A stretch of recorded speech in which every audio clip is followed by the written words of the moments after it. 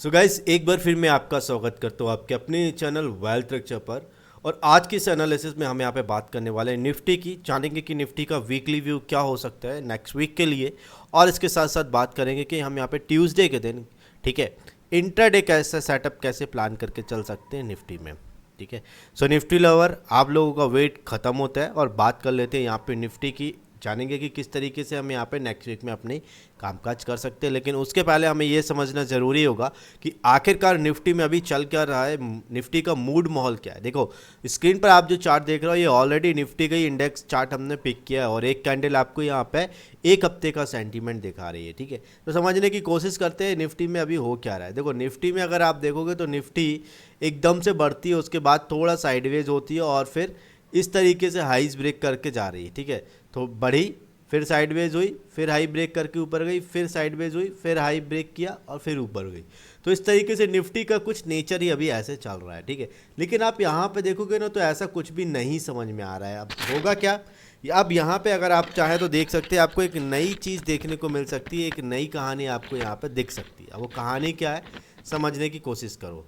कहानी ये है कि अभी तो देखो मार्केट ने या निफ्टी ने ये हाई तो ब्रेक किया, लेकिन इस तरीके से आपको यहाँ पे एक करेक्शन या कंसोलिडेशन फेज देखने को मिल सकता है। उसके लिए आप तैयार रहिए। ठीक है, तो कहीं ना कहीं अगर आप देखोगे तो निफ्टी में बहुत ज़्यादा मैं बायर या बुलिश नहीं हूँ। ठीक है, यहाँ पे थोड़ा सा मुझे स्टॉप करना पड़ेगा, थोड़ा पॉज करना पड़ेगा, थोड़ा और डेटा मिलेगा तो हम यहाँ पे समझ पाएंगे कि एक्चुअल निफ्टी में नेक्स्ट वीक में हम किस तरीके से कामकाज कर सकते हैं। ठीक है, उसके लिए जब तक निफ्टी ट्यूसडे के दिन ओपन नहीं होती तब तक हम यहाँ पे बहुत ज़्यादा अच्छे से अपनी एनालिसिस में श्योर नहीं हो सकते। ठीक है, लेकिन फिर भी अगर हम यहाँ पे समझने की कोशिश करें तो आपको देखो, एक मैंने ये छोटी सी ट्रेंड लाइन है, बहुत बड़ी ट्रेंड लाइन तो नहीं है, लेकिन ये डेली टाइम फ्रेम में आपको बहुत अच्छा व्यू दिखा सकती है कि एक्चुअल निफ्टी में अभी चल क्या रहा है। देखो, ये जो ट्रेंड लाइन है इसको मार्केट काफ़ी टाइम से, मार्केट यानी निफ्टी, ठीक है, फॉलो कर रही थी। लेकिन अगर आप देखोगे तो लास्ट टू लास्ट वीक में इस ट्रेंड लाइन का ब्रेकडाउन हुआ और ब्रेकडाउन होने के बाद मार्केट में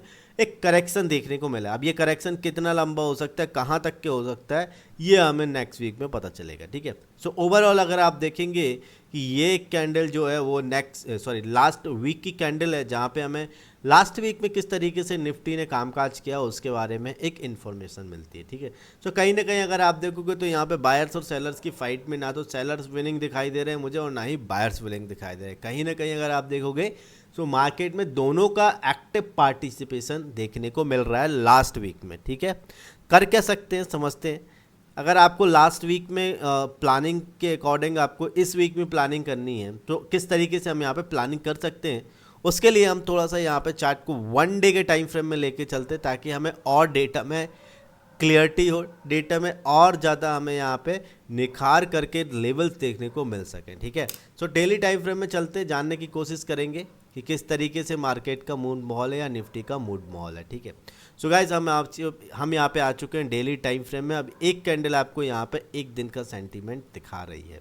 ठीक है, अब देखो, जैसे हमने बैंक निफ्टी का यहाँ पे एनालिसिस देखा था, जो लोग बैंक निफ्टी की एनालिसिस वीडियो देख चुके हैं उनको पता होगा, जिन्होंने नहीं देखा है तो जाकर देख लीजिए, बहुत कुछ वहाँ पे इन्फॉर्मेशन शेयर की है। ठीक है, अब यहाँ पे देखो, ऑलरेडी आपने देखा होगा कि ये एक ट्रेंड लाइन थी जो जिसको मार्केट क्या कर रहा था, सपोर्ट कर रहा था। मार्केट यानी सिंपल है, हम यहाँ पे बात कर रहे हैं निफ्टी की।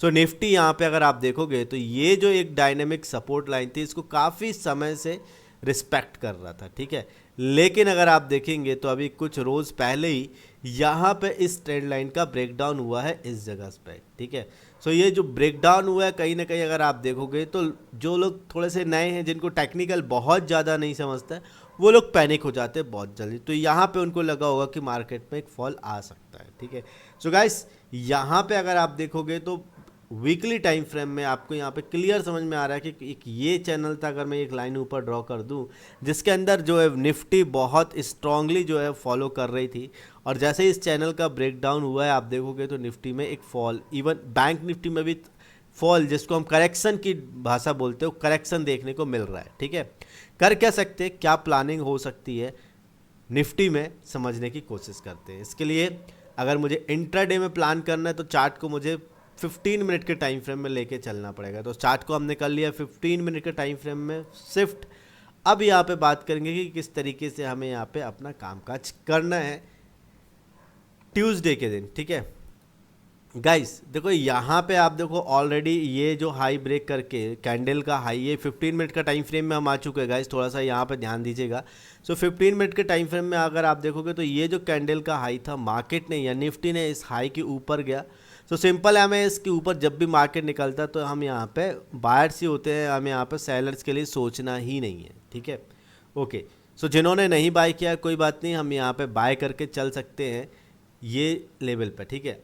और इस लेवल पे जिन्होंने लास्ट डे पे बाय किया होगा बहुत अच्छा प्रॉफिट बनाया होगा, ठीक है। अब कर क्या सकते हैं समझते हैं, ये जैसे लेवल ब्रेक हुआ आप देखो उसी लेवल पे अगर आप देखोगे तो प्रीवियस यहाँ पे मार्केट ने रेजिस्टेंस लेकर रखा हुआ था, ठीक है। कर क्या सकते हैं, सो ये एक इम्पॉर्टेंट लेवल हमारे पास अभी नियर निकल के आ रहा है लगभग 22,040, ठीक है। अगर इसके नीचे मार्केट निकलता है ट्यूसडे के दिन, थोड़ा सा ध्यान दीजिएगा, हम यहाँ पे अभी इंट्राडे प्लानिंग की बात कर रहे हैं। तो 22,040 इसके नीचे अगर मार्केट निकलता है तो सिंपल हम यहाँ पे सेल अपना प्लान करके चल सकते हैं। जो पहला टारगेट मुझे दिखाई देता है यहाँ पे, जो पहला टारगेट यहाँ पे बनेगा वो टारगेट होगा 21,880, ठीक है। कौन सा होगा 21,880। और जो दूसरा टारगेट यहाँ पे दिख रहा है मुझे, जिसके चांसेस है कि अगर 21,880 अगर ये ब्रेक होता है तो आपको सेकेंड जो आपका टारगेट है 21,700, ये आपको हाल में देखने को मिल सकता है, ठीक है।